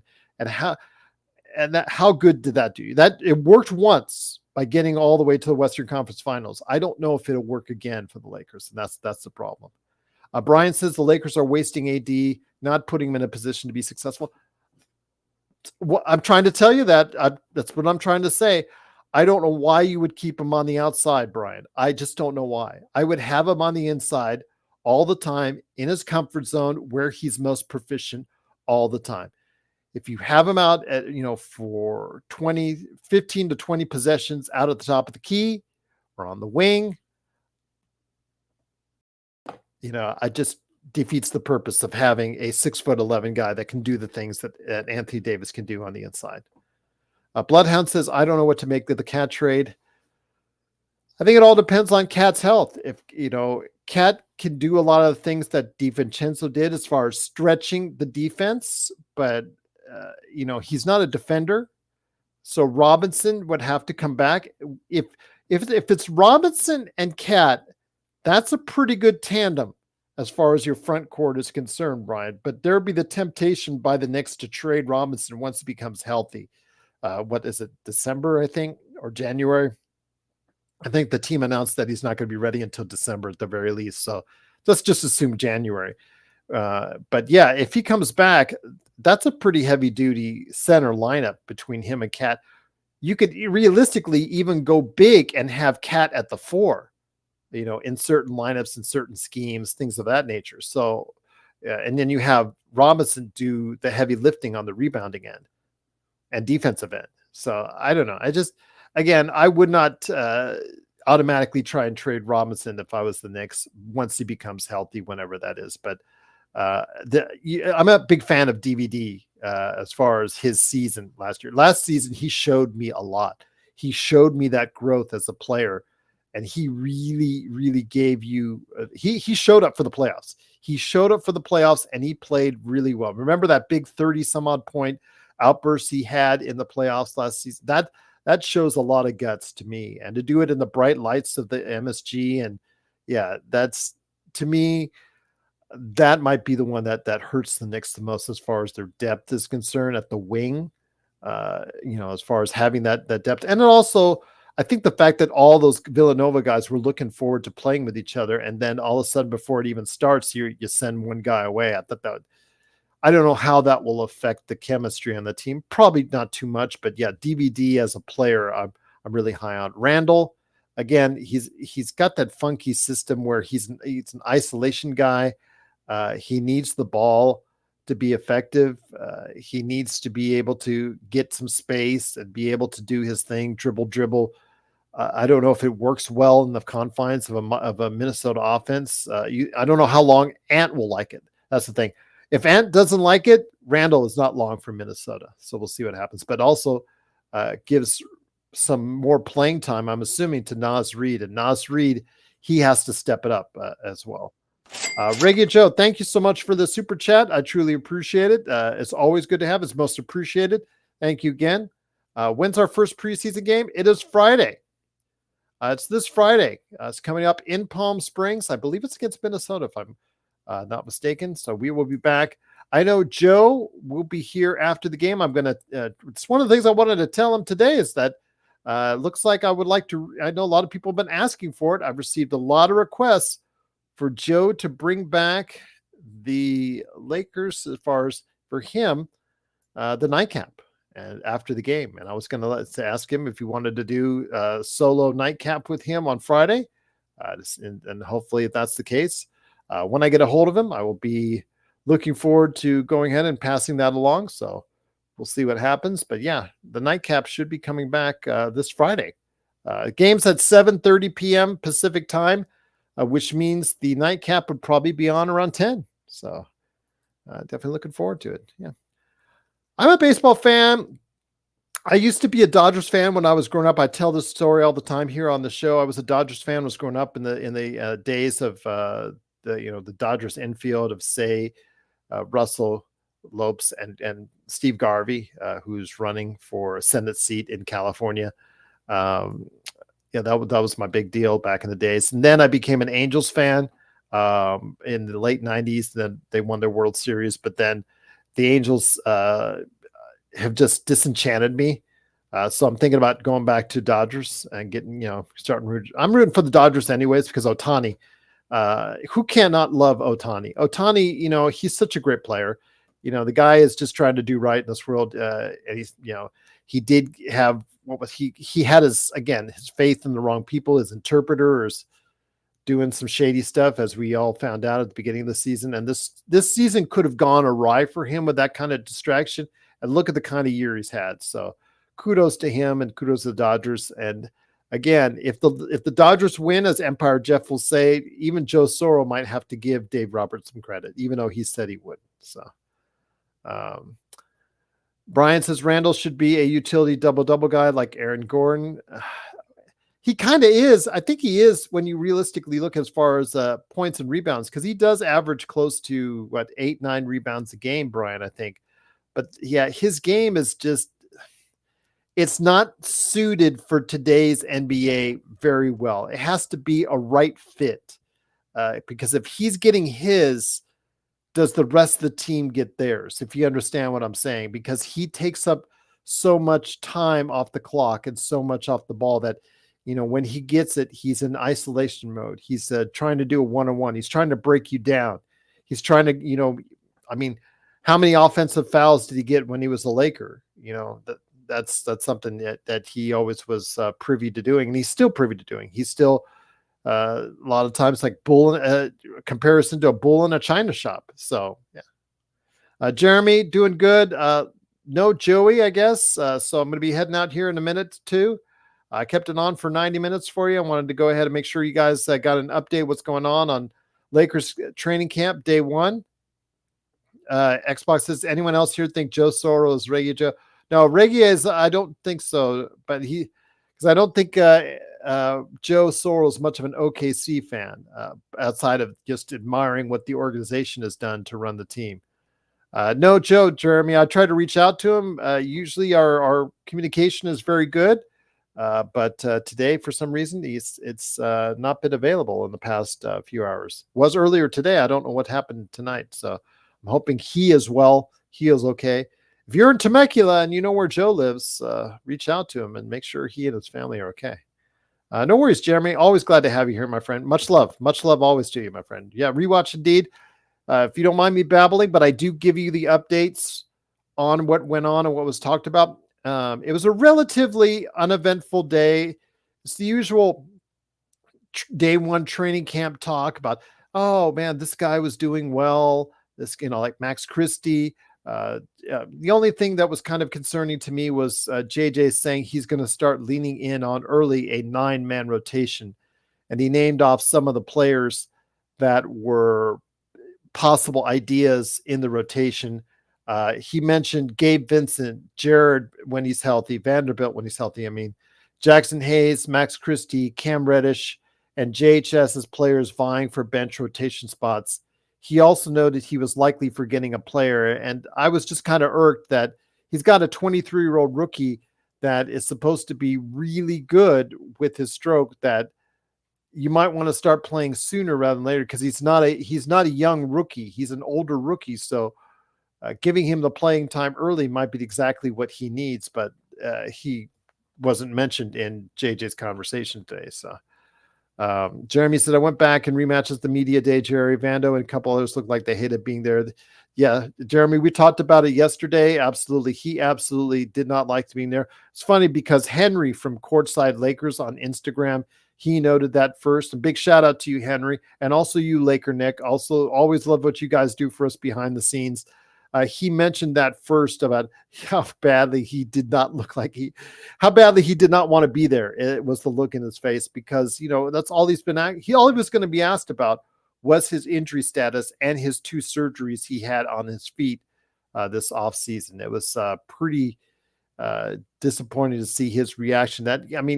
If I have 2 surgeries, guess what they're going to be talking and asking about? Are you okay? Are you okay? What's your outlook? So you're going to get the same questions over and over and over. And it might be irritating to you, but again, that's what Media Day is all about. Jeremy said Vando looked like a kid who was in trouble. We used to call it back in the day a Calgon take me away look, as far as it's concerned, because you wanted to go ahead and just be taken away from your whatever it is, the stressful life that you had, be taken into some sort of relaxing situation. But Kurt Affair, yeah, I hope you are still watching and listening, Kurt Affair, because we loved having you a part of our chat. You are a much beloved person out there. Xbox, sending out his love to you, and hopefully everything with you, JSJ, and everyone out there that's watching this is hopefully doing good as well. But again, if you want to become a member, you can always go ahead and become a member. You got a big shout out to me, from me to you, along with emojis, badges, and again, stuff that you guys get first. Like, for instance, you'll get my thoughts on the NBA. You'll get some thoughts on the Lakers. You'll get that first before anyone else. You got my Mr. McMahon review last week before anyone else. And that is only $2.99 a month. They'll get you all that good access. And again, hopefully some other good stuff upcoming as well. But I don't want to go ahead and promise and underdeliver. I want to make sure I overpromise and send you stuff that's right. I want to make sure I overdeliver and make sure I get you guys the best stuff I can for your value, for your money. Because it's important to me when you guys invest on a monthly basis like you do as members, as Search and Destroy, Naja Americano, Narukami 2D, Too Tall, Legend 350, Weston, Moonlit Dreams, Remy, Retro 403, 7 Grand, Intel, Samir, JSJ, Kurt, Darren, Sports Baby, and Xbox. When you guys invest money into this, or when Intel and Xbox invest money into this, and Darren invests into this, you guys just, again, I just want to make sure that you're getting some value out of it and getting a good value indeed. So Brian says some YouTubers were trashing Vando for waiting for the surgeries. Thank you, Jeremy. You know what, Brian? I think I said it last year. I really felt when he signed that, when he was offered that extension, I think he was really hurting already. Because remember, he had in the offseason last season, I think leading into training camp, he was already hurting a little bit. So when he was offered and signed that extension, he was already having some issues with the feet, which, again, if you're Rob and you're on it and you know what's going on, you have an idea what's going on, you maybe say, hey, let's see how you play for a full season before we throw out that extension at you. Because they had they had more time to think about it and be able to have those options, but they didn't. He signed a 4-year deal, and now we have Vando, and it is what it is. So we'll definitely see what happens. But yeah, he has to get healthy. He is very, very iffy to start the season. Very iffy to start the season. And Christian Wood is very iffy to start the season as well. So we will not see them both, I think, in exhibition season. I think if we were lucky, we'll see them at the beginning of the season. Xbox says we are getting so much value, Gerald, sincerely, and it's not even the season. I speak on behalf of the members. We are grateful. Appreciate that for the $3.99 Australian dollars a month. It's nothing. So I'm just trying to do what I can.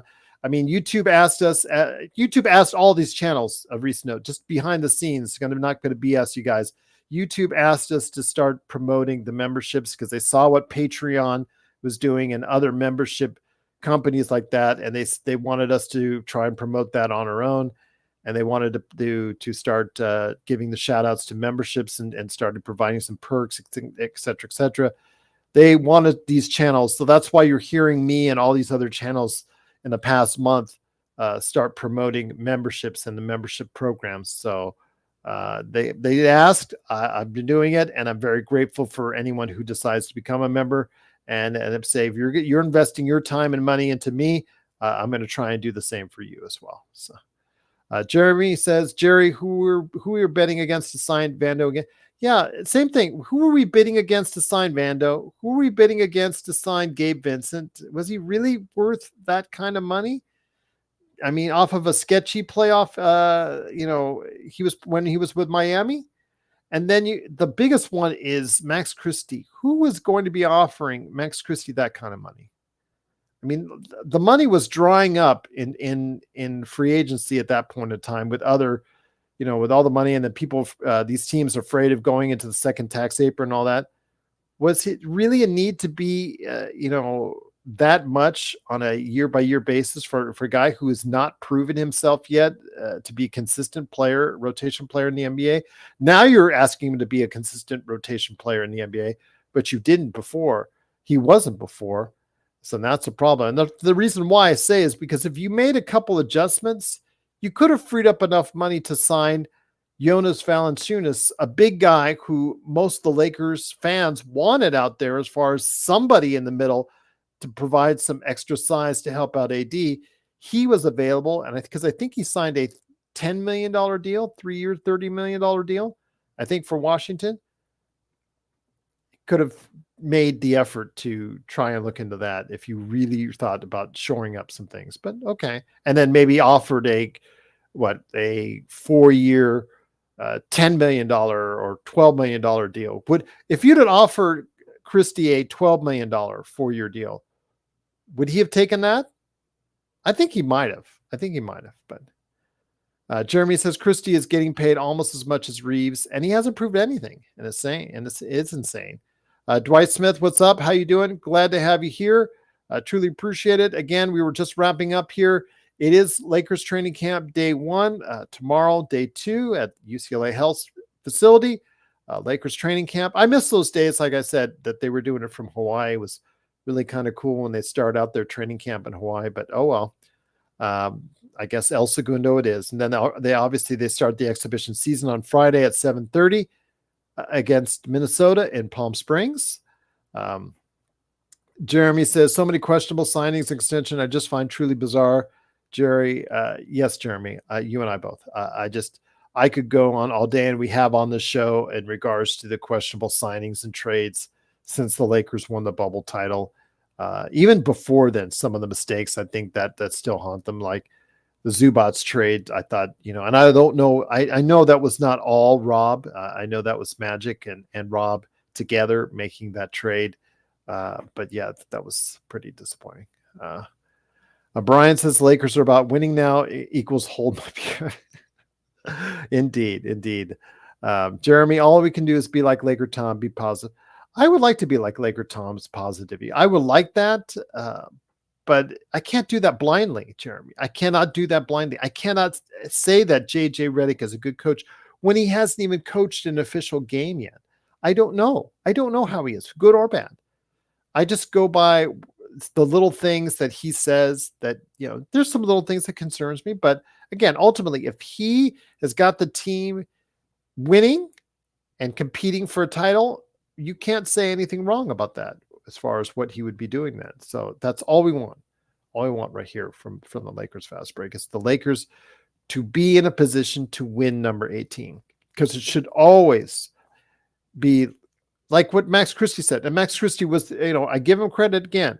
He was the only one that talked about winning a championship. It should always be about winning a championship. Guys, I appreciate it. You guys being here. Jeremy said it'll be an entertaining year, that's for sure, but I can guarantee that we will see some Joe rants. Yeah, I can guarantee that as well. Will it be like a car crash that you just can't help but watch? We'll see. I mean, Lion Emperor, that comment he left on YouTube about us being old men on the lawn, just those type, always negative, blah, blah, blah, blah, blah. Again, give us something to be positive about, and we'll go ahead and make sure that's emoted to our audience, and we'll see. Brian said you made it happen, Gerald. Thank you, Brian. You stuck out through the entire show, and I appreciate it. Jeremy as well. Appreciate everybody being here. It's Gerald Glassford once again. I will hopefully be back with Joey tomorrow. I love the fact that you awesome Aussies out there, you call him Joey. I just love the fact that I just rip him now. I just call him Joey all the time now too. I love it. But I'll be back hopefully with Joey tomorrow as we talk more training camp news. As far as the rotations, I want to hear Joe's thoughts on the rotation. Is he okay with a 9-man rotation? Is he okay who he talked about in the 9-man rotation? And is Joe okay with a DJ at the Lakers facility today during training camp? That's what I really want to talk about as well. Plus, I know I would also want to hit him up for Justin Fields in Pittsburgh. I want to hear his thoughts on that as well.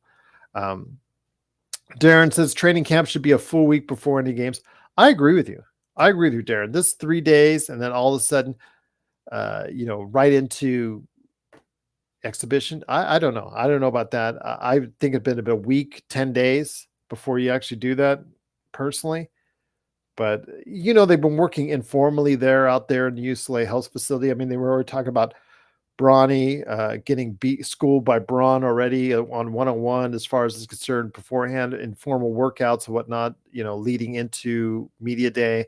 But yeah, it should be something more formal. I agree with you, Darren, on that one. We don't have enough talent for a 9-man rotation. That's my concern, Jeremy. That's my concern. That's the names that he mentioned were concerned. Again, I'll put it to you. I know you weren't here earlier, but I was listening to the Hoops Theory, Game Theory podcast, the Game Theory podcast by Sam Fassini, who is living now. He's transplant from the U.S. He's living in Australia now. He was on with a guest, a regular, I guess, rotation guest for him. And the rotation guest, I forget the guy's name. He said specifically when they covered the Lakers on a show where we were talking about the wins losses as far as what they were predicted to. The Lakers were 43.5, down from 44.5, I guess, on whatever list they were talking about. He said that the Lakers, and I quote, front court wise are a catastrophe. And yeah, I mean, if it's that bad, people are seeing it, analysts are seeing as far as the lack of depth. I have great concerns. After spot number 5, I have great concerns. In fact, there are many people, like we were saying yesterday, Rui, if Rui, D'Lo, and Austin Reeves were coming off your bench, it would be a tremendous bench. But they're your starters. Now, who's backing them up is of great concern. So we'll see. We'll see who can step up and be consistent coming off the bench. We'll see how it plays out in training camp. We'll see if the kid, Dalton Knecht, gets an opportunity. Darren says, has anyone seen the bench? Imagine if Rui and Reeves. Yeah, that's what I said, Darren. Imagine if Austin Reeves, Rui, and D'Lo were all coming off the bench. Just how good a bench that would be. Because, I know D'Lo wouldn't like that, especially in the last year of a contract, because he's going to be a free agent. So can't argue with that. But Reeves and Rui, yeah, if there's your 6'7" guys, it'd be a lot better right now. Jeremy says, I think all we can do is hope D'Lo and Reeves make some attempts to play D. Reeves played D. He tried hard those last 2 months and in the playoffs against Murray. He just had affected his offensive game. He's just not athletic enough and just not talented enough to do everything that everybody's asking him to do, to play better defense, but I want you to be efficient. I want you to do this, but I want you to do that. It's just so hard being an undrafted guy to be asked to do all those things. I think he's, close to being, pardon the Christie pun there, but maxed out as a player. And in doing so, his talents and his availability, what he can do, I think he can become more efficient. That's the one thing I would ask him to do. I know he gives great effort now on defense. Continue to give great effort on defense. Whether or not it works or not, we'll see. But just keep giving that effort on the defense and just try to be more efficient on the offensive end. If you can get anywhere close to 40%, I would be ecstatic as far as his 3-point shooting is concerned. Dwight Smith says we have starters that bench players on any other team. Yeah, I agree with you, Dwight. I mean, after LeBron and AD, I don't know if you can really say that all 3 of those guys that are starters would be starters on every other team. I agree. At least Reeves is our best foul shooter. Yeah, at least he's that. At least he's that. You can't even get a Starbucks for $2.99. No. Darren, I got a hot chocolate the other day while I was waiting for my car to get fixed. I went to a Starbucks and got a hot chocolate, and it was $5 for a hot chocolate. When all you guys and I know out there, it's just chocolate and water. And that's so irritating. Absolutely so irritating. And I went to the Raiders game over the weekend and just seeing these people, I was hearing these people complain about their nachos being like $25 and stuff like that. They're not, was it euros, and there was wings, and there's a plethora of eating places inside the Allegiant Stadium, but man, I just heard so many people complaining about the prices. I'm like, you're there at the stadium. What do you expect them to do? You expect them to give you bargain prices? Not a chance. So Jeremy says, Jerry, I implore you to give from a watch, mate. You'll enjoy. I told you I would. I told you I would. I told you what. I've already made a note of it, so I will be giving it a watch. Based off of your recommendation, I will be giving it a watch indeed. I told you I would, so I will definitely be giving it a watch indeed. Because you have asked, I will go ahead and I will let you know, Jeremy. From me to you, my friend, I will go ahead and let you know. But yeah, Joey hopefully be on the hot seat with me tomorrow night. I'll watch the prices go up when, yeah. Brian, I know.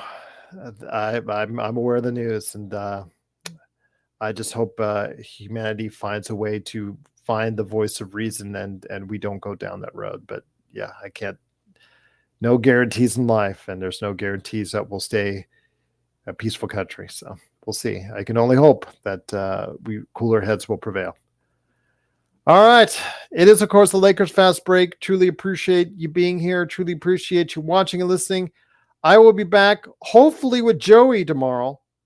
Hopefully, he'll be growling up a storm tomorrow, talking about the DJ for the Lakers, talking about the 9-man rotation, and more. What do I think of Jeannie?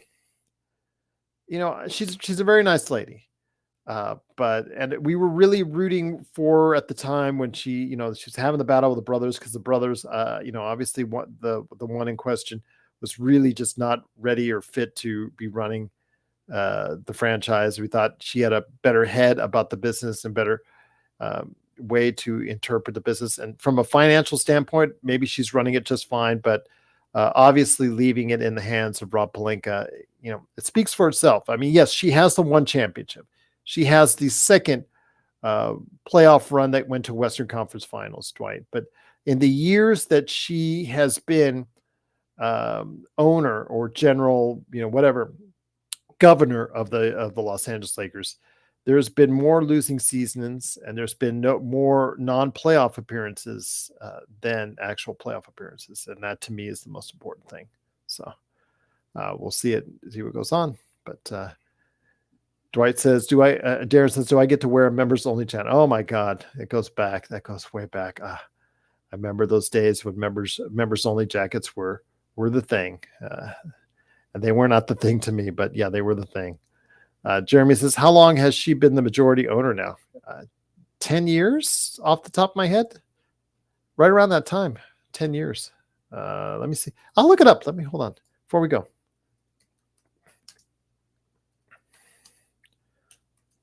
I'm going to look that up right now. Looking it up right now before we go. 2013 was when Dr. Buss passed away. So it was actually given to,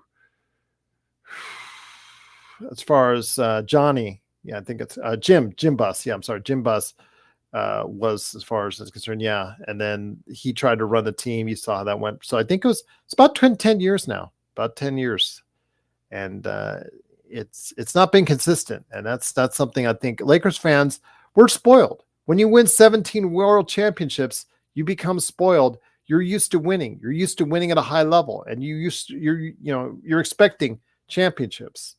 And when you don't get them, and when you tie Boston, and you have a team the next year you think can compete for a championship and doesn't, and it goes away from there, despite the 1 year where it started to go in the right direction to Western Conference Finals, it becomes a problem, because now Boston has now gotten one ahead of us, and they still look like they have a stacked team, and they still look like they have a viable chance to win the championship. Who are they going to get to 19? Are they going to get to 20? And are the Lakers still going to get to be stuck at 17? So again, the fingers, when they start pointing at the very top, and not just Rob, but Jeannie as well.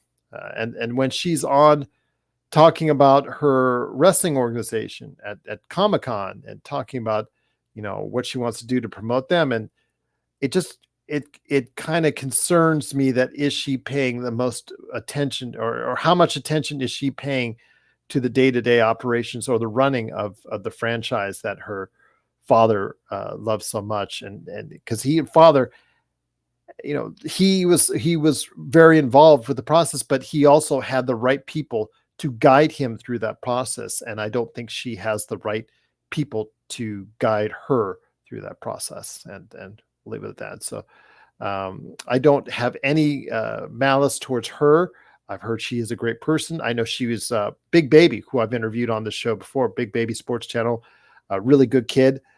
He reached out and they've had a good relationship, gone on to his show a couple times. But I can't sugarcoat it. It's a performance business. It's a business. This is the third most valuable team in the NBA, and that you need to win. You want to keep it that valuable. You want to keep it that successful. You got to go ahead and keep winning.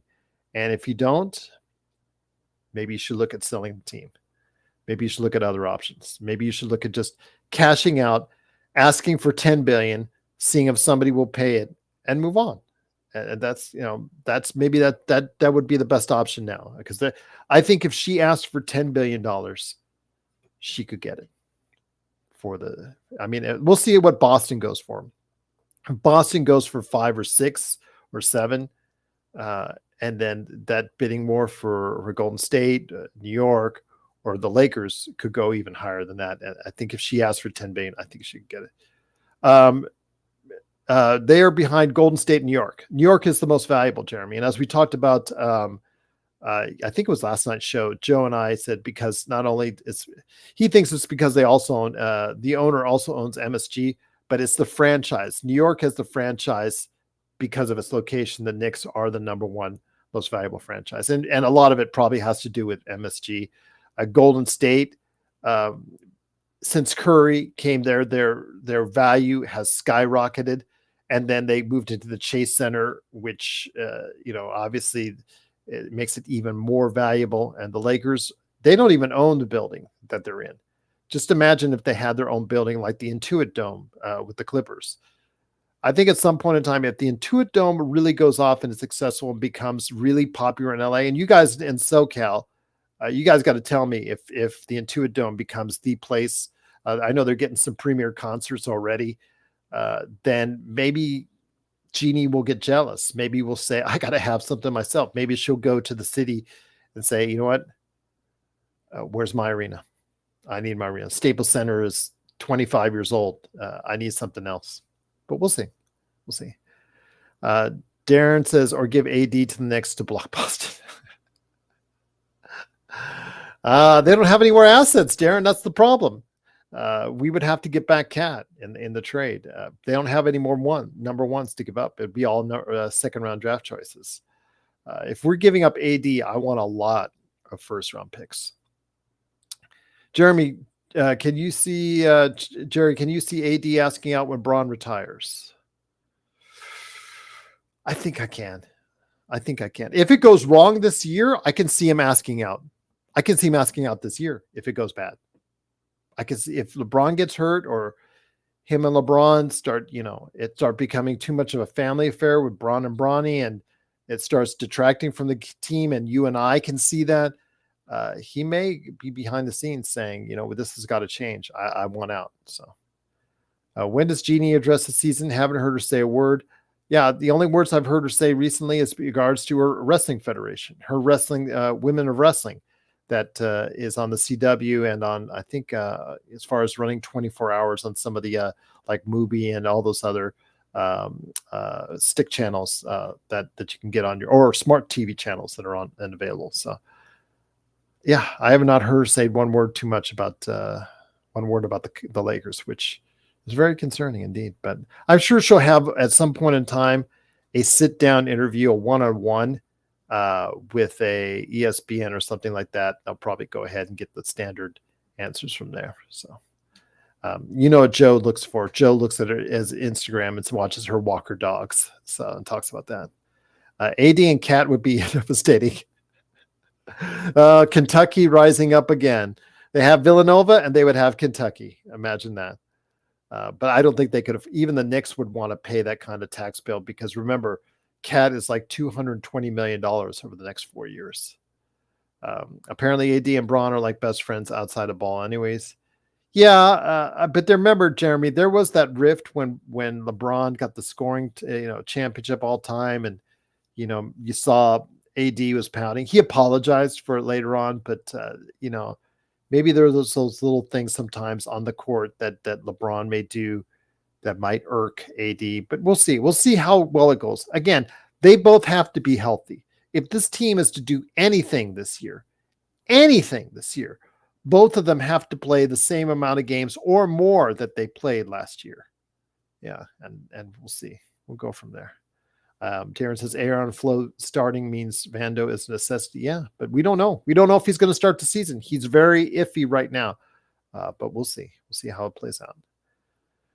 Brian says AD gets a chance to play his position when LeBron leaves. Yeah, but he'll be 33, 30. He may even be 34 by that time, Brian.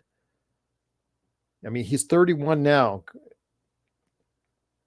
If Braun does the same thing next summer that he did this summer, that meaning he opts out, then goes into a one-on-one the next year, he could realistically play for another 2 seasons. He might want to wait until his other son, Bryce, becomes available for draft.